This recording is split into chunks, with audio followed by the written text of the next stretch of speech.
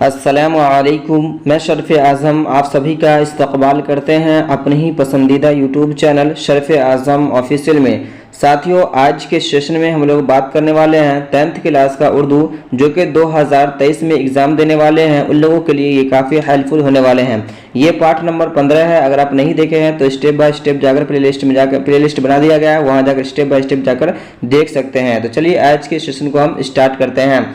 जी, पहला पढ़ेंगे हम मकातीब शहबाज से। जी, शहबाज के बारे में आपसे पूछा जाता है और ये सारा क्वेश्चन जो आपको चैप्टर से है, आपका जो भी क्वेश्चन आएंगे सिलेक्टेड आएंगे, यानी आपके चैप्टर ए से आता है, वो बाहर से क्वेश्चन नहीं आता है। तो देखिए, जो भी क्वेश्चन का आपको आंसर पता हो कमेंट करके बताते रहिएगा। चलिए, सबसे पहला क्वेश्चन है जी, तफरीक़ुल क़ुलूब के मुसन्निफ़ का नाम बताइए। देखिए, ये 2019 में ये क्वेश्चन पूछा गया है। थोड़ा सा इसे जूम कर लेते हैं।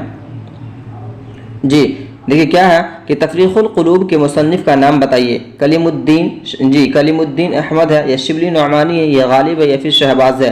देखिए, इस क्वेश्चन का जो राइट आंसर हो जाएगा आपको ऑप्शन डी इज करेक्ट हो जाएगा, यानी कि शहबाज हो जाएंगे। शहबाज के बारे में पूछा जाता है, इनका पूरा नाम क्या है। इनका पूरा नाम याद रखिएगा कि इनका पूरा नाम है आपको सैयद मोहम्मद, जी सैयद मोहम्मद अब्दुल गफूर, याद रखिएगा अब्दुल गफूर शहबाज नाम है। शहबाज जो है ये तखल्लुस है। तखल्लुस उसे कहते हैं जो शायर अपने शेर के लास्ट में नाम लिखता है, उसे हम क्या कहते हैं, उसी को हम तखल्लुस कहते हैं। इनके पैदाइश के भी बारे में पूछा जाता है, तो इनका पैदाइश जो है वो सर मीरा में हुई है। कहाँ हुई है, याद रखिएगा जी, सर मीरा ये कहाँ पड़ता है, ये जो है आपको बाड़ा में पड़ता है। कहाँ पड़ता है, बाड़ा कहाँ पड़ता है, ये पटना में पड़ता है। और कहीं कहीं बताया गया है कि ये आरा में भी ये पैदा हुए थे जी। और ये अरबी फारसी यानी कि अब्दुल गफूर शहबाज जो है अरबी फारसी और अंग्रेजी में भी ये महारत हासिल करते थे। तो ये सारा पॉइंट को याद रखिएगा, आपको कहीं से भी क्वेश्चन लड़ सकता है। चलिए, अगला क्वेश्चन है आपको जी, क्वेश्चन नंबर 2 में है कि शहबाज कहाँ के बाशिंदा थे। जी, कहाँ के ये रहने वाले थे।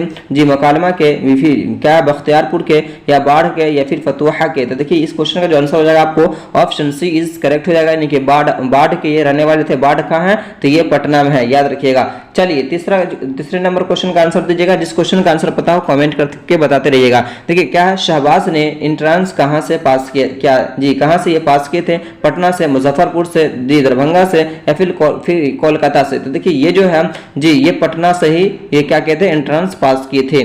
चलिए, अगला क्वेश्चन है आपको चौथे नंबर में क्या है जी, शहबाज की दूसरी शादी किससे हुई थी। देखिए, इससे पहले याद रख लीजिए कि शहबाज जो है ये 20 साल की उम्र में जो है पहली शादी की थी, जिसका नाम क्या था जी,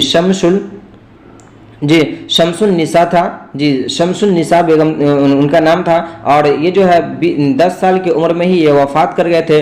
जिसके बाद जो है वो दूसरी शादी जो किए हैं जी, वो 1898 में, याद रखिएगा 1898 ईस्वी में जो है ये दूसरी शादी किए थे। ये अशरफुल निसा से किए थे। किससे किए थे, अशरफुल निसा से किए थे, यानी ऑप्शन ए इज करेक्ट हो जाएगा। चलिए, 5वां नंबर क्वेश्चन है आपको कि शहबाज किस ओहदे पर फाइज थे। जी, किस ओहदे पर ये फाइज थे। तो इस क्वेश्चन का जो आंसर हो जाएगा आपको ऑप्शन बी इज करेक्ट हो जाएगा, यानी सब रजिस्ट्रार थे ये जी। चलिए, और भी कुछ क्वेश्चन है जिसे याद कर लीजिएगा। ये सारा आपके चैप्टर्स है, यहीं से सारा क्वेश्चन आपको लड़ता है, यहीं से बनता है। देखिए, 6ठे नंबर क्वेश्चन में क्या है कि शहबाज किस अखबार में जी मुदीर हुए। किस अखबार में मुदीर हुए थे, तो ये दारुल सल्तनत में हुए थे। इसके अलावा भी जो है ये उर्दू अखबार में ये काम किए हैं, जैसे कि अलपंच है, उसके बाद क्या है जी, अलपंच हो गया, और पंच जो है इसमें भी ये काम किए हुए थे। ये दारुल सल्तनत जो है ईस्ट इंडिया कंपनी के साथ जो है ये जुड़कर कितने ईस्वी में जो है ये खुला था। तो ये हो जाएगा आपको जी 1880 ईस्वी में जो है ये जी कायम हुआ था दारुल सल्तनत ईस्ट इंडिया कंपनी के साथ, यानी कि ऑप्शन सी इज, इस क्वेश्चन का ऑप्शन सी इज करेक्ट हो जाएगा। चलिए, 7वें नंबर क्वेश्चन में है कि उर्दू अखबार दारुल सल्तनत कब शुरू हुआ था। तो ये दारुल सल्तनत जो है ये कब शुरू हुआ था, तो ये जो है आपको जी 1880 ईस्वी में ये शुरू हुआ था, यानी कि ऑप्शन ए इज करेक्ट हो जाएगा। चलिए, अगला क्वेश्चन है आपको जी 8वें नंबर में है कि ईस्ट इंडिया कंपनी के ज़ेर एहतमाम कौन अखबार जारी हुआ था। देखिए, ईस्ट इंडिया कंपनी जो है ना, ये ईस्ट इंडिया कंपनी जो है से जी 16 ईस्वी में जो है से ये इंडिया के अंदर आए थे जी। और इसके ज़ेर एहतमाम जो है ये अखबार जो हुआ था वो दारुल सल्तनत हुआ था। और दारुल सल्तनत कब हुआ था, तो ये 1880 ईस्वी में जो है ये जारी हुआ था, याद रखिएगा इस सब चीज़ को जी। चलिए, अगला क्वेश्चन आपको 9वें नंबर में क्या है कि बेगम भोपाल की तलब पर शहबाज भोपाल भोपाल कब गए थे। देखिए जी शहबाज जो है ना, ये अब्दुल गफूर शहबाज जी, ये उर्दू अरबी और फारसी में काफ़ी महारत हासिल रखे हुए थे। उसके अलावा जो है अखबार में जो काम कर रहे थे ये काफ़ी मशहूर हो गए थे। तो भोपाल की एक बेगम थी जिनको पता चला, और जी वहाँ की जो बेगम है इसको 1905 ईस्वी में अपने पास बुला लिए और वहाँ जो है उनको जी नाज़िम तालीमात में इसको जी ओहदा दिया था इनको। लेकिन वहाँ कुछ दिन बात नहीं बनी और फिर वहाँ से वो भी चले आए थे। देखिए 10वां नंबर क्वेश्चन क्या है कि भोपाल पहुंचकर शहबाज किस ओहदे पर फाइज हुए थे। तो ये नाज़िम तालीमात में जो है ये क्या हुए थे, ये वहाँ जाकर जो है ये फाइज हुए थे, याद रखिएगा। चलिए अगला क्वेश्चन आपको 11वें नंबर में, देखिए ये भी 2019 में ये क्वेश्चन पूछा गया है जी, शहबाज की वफात कब हुई थी। तो देखिए शहबाज की जो वफात हुई है जी, शहबाज की जो वफात हुई है वो आपको 30 नवंबर, कब लिखिएगा 30 नवंबर जी 30 नवंबर 1908 ईस्वी में जो है इनकी वफात हो गई थी जी। 30 नवंबर 1908 ईस्वी में इनकी वफात हो गई थी, यानी ऑप्शन सी इज करेक्ट हो जाएगा, ऑप्शन सी इज करेक्ट हो जाएगा। चलिए 12वां नंबर क्वेश्चन क्या है आपको कि शहबाज की रुबायात के एक मजमुआ का नाम लिखिए। तो देखिए जिसके लास्ट में नाम लिखा रहेगा वो उसी का रुबायात होगा। जैसे कि यहाँ पर रुबायात अकबर लिखा हुआ है, रुबायात ख़याम लिखा हुआ है, तो देखिए यहाँ पर रुबायात शहबाज लिखा हुआ है, तो ये शहबाज का यानी कि ऑप्शन ए इज करेक्ट हो जाएगा। उसके लास्ट में नाम लिखा हुआ रहता है, वो नाम से आप पता कर लीजिएगा जी किसके बारे में पूछा जा रहा है जी। 13वें नंबर में है क्या है कि दरजा झेल में से शहबाज का मजमुआ कलाम कौन है जी, क्या नाम था इनका जी। दरजा झेल में से शहबाज का मजमुआ कलाम कौन है जी, मकालात जी हाली या फिर ख्यालात शहबाजी, मकालात खयामी या फिर जी मकालात जी सर सैयद। तो देखिए इस क्वेश्चन का जो आंसर हो जाएगा आपको ऑप्शन बी इज करेक्ट हो जाएगा।